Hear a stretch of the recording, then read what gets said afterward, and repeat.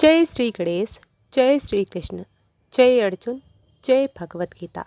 प्रिय भक्तजनों, स्वागत है आपका हमारे भक्त, जहाँ हम हर शब्द में भक्ति की शक्ति है और हर कथा में छुपा है आत्मा का जागरण। तो मित्रों, आज हम प्रवेश कर रहे हैं उस दिव्य ग्रंथ में जिसे स्वयं भगवान श्री कृष्ण ने कहा गीता, अर्थात ज्ञान का सागर, जीवन का सार। आज का अध्याय है अर्जुन विषाद योग, जहाँ युद्ध भूमि में खड़ा है अर्जुन। जब कर्तव्य से डगमगाता है तब भगवान श्री कृष्ण उसे वह उपदेश देते हैं जो आज भी हमारे जीवन का मार्गदर्शन करता है। प्रिय भक्तजनों, यदि आप भी जीवन में कभी थके हैं, किसी निर्णय में उलझे हैं या अपने ही प्रियजनों से संघर्ष में हैं, तो यह अध्याय आपको अंधकार से प्रकाश तक ले जाएगा। तो प्यारे भक्तों, अगर आपको यह भक्ति श्रृंखला पसंद आती है तो कृपया लाइक, शेयर करें और चैनल को सब्सक्राइब करें, ताकि जब भी अगला अध्याय आए आप सीधे गीता की अगली दिव्य लहर में प्रवेश कर सके। उपवाच। धर्म क्षेत्रे कुरुक्षेत्रे समवेत्वा युत्सवा मामकाः पांडवस्य किम कुर्वन्त संजय। कुरुक्षेत्र की पवित्र भूमि पर जहाँ धर्म और अधर्म आमने सामने खड़े हैं, अंध राजा धृतराष्ट्र पूछते हैं अपने सारथी संजय से, हे संजय, मेरे पुत्र और पांडव जब युद्ध के लिए एकत्र हुए तब उन्होंने क्या किया। और बस यहीं से आरंभ होती है मानव जीवन का सबसे बड़ा युद्ध, जहाँ शास्त्रों से नहीं भावनाओं से लड़ा जाता है। यह अध्याय हमें बताता है कि जब मनुष्य अपने धर्म से विचलित होता है तब स्वयं भगवान उसका सारथी बन जाते हैं। तो आइए इस दिव्य यात्रा में हम सब साथ चले श्रीमद् भगवत गीता के पहले अध्याय अर्जुन विषाद योग में, जहाँ अर्जुन रोता है और भगवान मौन रहकर संसार को ज्ञान देने की तैयारी करते हैं। ये भूमि वह महान युद्ध भूमि जहाँ सत्य और असत्य, धर्म और अधर्म, न्याय और अन्याय के बीच अंतिम निर्णय होने वाला था। वह भूमि मात्र रेत नहीं थी, बल्कि युगों का साक्षी बनने वाली पवित्र धरती थी। यहाँ केवल दो सेनाएं आमने सामने नहीं थी, बल्कि संपूर्ण मानवता के भीतर चल रहे धर्म और मोह के युद्ध का प्रतीक था। यह दृश्य पांडव और कौरव दोनों का जन्म एक ही कुल में हुआ, पर विचार, कर्म और दृष्टि में भिन्नता थी। एक ओर धर्मराज युधिष्ठिर, भीम, अर्जुन, नकुल और सहदेव सत्य, न्याय और भगवान श्री कृष्ण की कृपा में विश्वास रखने वाले योद्धा। दूसरी ओर दुर्योधन, दुशासन और उनके साथ अहंकार, लालच, असत्य और अन्याय की सेना। शंख बज चुके थे, युद्ध का समय उपस्थित था। सभी योद्धाओं ने अपनी अपनी स्थिति ग्रहण कर ली थी। तभी भगवान श्री कृष्ण, जो अर्जुन के सारथी बने थे, ने रथ को बीच में रणभूमि में खड़ा किया। धृतराष्ट्र ने अपने सारथी संजय से कहा, हे संजय, मुझे बताओ, जब मेरे पुत्र और पांडव युद्ध भूमि में एकत्र हुए तब उन्होंने क्या किया।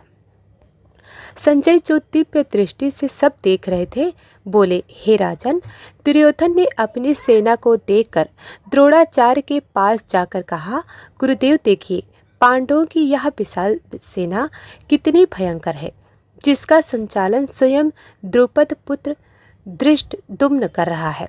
दुर्योधन ने अपनी सेना के वीरों का बखान करते हुए गर्व से कहा, हमारे साथ भी भीष्म, कर्ण, कृपाचार्य, अश्वत्थामा, विकर्ण और अन्य अनेक महान योद्धा हैं।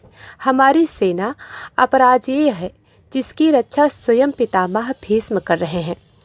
तभी पितामह भीष्म ने सिंहनाद किया। उनका सिंहनाद इतना प्रचंड था कि धरती तक कांप गई। फिर सभी योद्धाओं ने एक एक कर अपने शंख बजाए। उस ध्वनि से आकाश गूंज उठा, जैसे संपूर्ण ब्रह्मांड इस युद्ध का साक्षी बन गया हो। श्री कृष्ण और अर्जुन का प्रवेश। अब पांडव पक्ष में भी शंखनाद हुआ। धर्मराज युधिष्ठिर ने अनंत विजय, भीम ने अर्जुन ने देवदत्त और श्री कृष्ण ने पंचजन्य शंख बजाया। उनकी ध्वनि ने चारों दिशाओं में धर्म का संदेश फैला दिया। परंतु इसी बीच अर्जुन का हृदय विचलित होने लगा। अर्जुन ने श्री कृष्ण से कहा, हे केशव, कृपया रथ को दोनों सेनाओं के मध्य ले चलिए, ताकि मैं देख सकूं कि मेरे विरुद्ध कौन कौन युद्ध के लिए खड़े हैं। श्री कृष्ण मुस्कुराए और बोले, देखो अर्जुन, यह है वह रणभूमि जहाँ आज धर्म की परीक्षा होगी। उन्होंने रथ को दोनों सेनाओं के बीच रोका, जहाँ सामने द्रोणाचार्य, भीष्म, कृपाचार्य और अनेक स्नेहजन खड़े थे। अर्जुन ने जब उन्हें देखा तो उनका हृदय कांप उठा। जो कभी स्नेह और आशीर्वाद देते थे, वे आज शस्त्र उठाए उनके विरुद्ध खड़े थे। अर्जुन बोले, हे कृष्ण, मेरे अंग शिथिल हो रहे हैं, मेरा मुख सूख रहा है, मेरा गांडीव धनुष मेरे हाथ से गिर रहा है। मैं इन सब का वध नहीं कर सकता। जिनके साथ मैंने बचपन बिताया, जिनके चरणों में शिक्षा पाई, उन्हीं पर मैं बाण कैसे चला सकता हूँ। उनकी आंखों में आंसू आ गए। उन्होंने कहा, हे माधव, हमें राज्य, सुख या विजय की क्या आवश्यकता है, जब इन्हीं के बिना यह सब अर्थहीन है। यदि मुझे इस युद्ध में जीत भी मिल जाए तो भी मैं किसके साथ उसका आनंद लूँगा।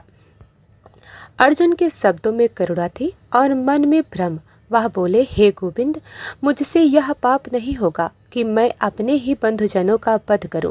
भला यह कैसी विजय होगी जो रक्त से सनी हो। कहते कहते अर्जुन का मन पूरी तरह व्याकुल हो गया। उन्होंने अपने धनुष को धरती पर रख दिया और रथ में बैठ गए। उनकी आंखों से आंसू झरने लगे। यह था अर्जुन का विषाद। श्री कृष्ण कुछ समय तक मौन रहे। उनके मुख पर ना कोई चिंता थी, ना ही आश्चर्य, केवल एक शांत मुस्कान, जैसे उन्हें सब ज्ञात हो। कृष्ण जानते थे यह विषाद केवल अर्जुन का नहीं, बल्कि संपूर्ण मानवता का है, जो हर कठिन परिस्थिति में अपने कर्तव्य से विचलित हो जाती है। उन्होंने मन ही मन सोचा, अब समय है गीता का उपदेश का। अब इस रणभूमि में वह प्राणी प्रवाहित होगी जो सदियों तक मानव का मार्ग दिखाएगी। तो प्रिय भक्तजनों, अध्याय 1 हमें यह सिखाता है कि जीवन में सबसे बड़ा युद्ध बाहर नहीं, भीतर होता है। जब मोह, करुणा, कर्तव्य और धर्म आपस में टकराते हैं तो मनुष्य का विवेक डगमगा जाता है। अर्जुन भी वही कर रहे थे। उनका हृदय धर्म के लिए तैयार था, पर मन रिश्तों के लिए मोह में बंधा था। भगवान श्री कृष्ण प्रतीक्षा कर रहे थे कि यह मोह टूटे, ताकि ज्ञान का प्रकाश उदय हो सके। इसी से आरंभ होती है श्रीमद् भगवत गीता की दिव्य यात्रा। अर्जुन के आंसू बहते रहे, धनुष नीचे पड़ा रहा और कृष्ण मौन खड़े रहे। परंतु उस मौन में ही जन्म ले रही थी एक ऐसी वाणी जो आगे चलकर कहेंगी, कर्मणे वाधिकारस्ते माँ फलेषु कदाचन। तुम्हारा अधिकार केवल कर्म पर है, फल में नहीं। यही अर्जुन विषाद योग का अंत है, जहाँ मानव की कमजोरी समाप्त होती है और भगवान का उपदेश प्रारंभ होता है। तो प्रिय भक्तजनों, यह कथा आज समाप्त होती है। हम अध्याय 2 कल श्रवण करेंगे। तब तक के लिए जय श्रीमन नारायण।